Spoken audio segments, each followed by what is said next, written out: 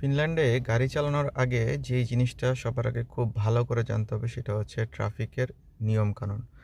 অর্থাৎ এখানকার ট্রাফিকগুলি কিভাবে কাজ করে এবং সেই সাথে আরও একটা জিনিস যেটা অনেকে হয়তো ইগনোর করেন বা এতটুকু কেয়ার করেন না, সেটা হচ্ছে পার্কিং। যেখানে সেখানে যত্রতত্র পার্কিং করলে 60 ইউরো পর্যন্ত ফাইন হইতে পারে।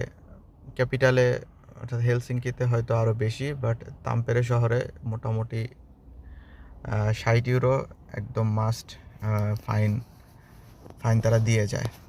সো যখন পার্কিং করবেন অবশ্যই চেক করে নেবেন যে এই জায়গাতে আসলে পার্কিং ডেস্ক ব্যবহার করতে হবে কি না, অথবা আপনি যেখানে পার্কিং করতেছেন সেই জায়গাটা পার্কিং করার জন্য আসলে অ্যালাউড কি না। সো এই ছোটো ছোটো বিষয়গুলি যদি খেয়াল করেন তাহলে অনাকাঙ্ক্ষিত পার্কিং টিকিট থেকে হয়তো বা বেঁচে থাকতে পারবেন। ধন্যবাদ।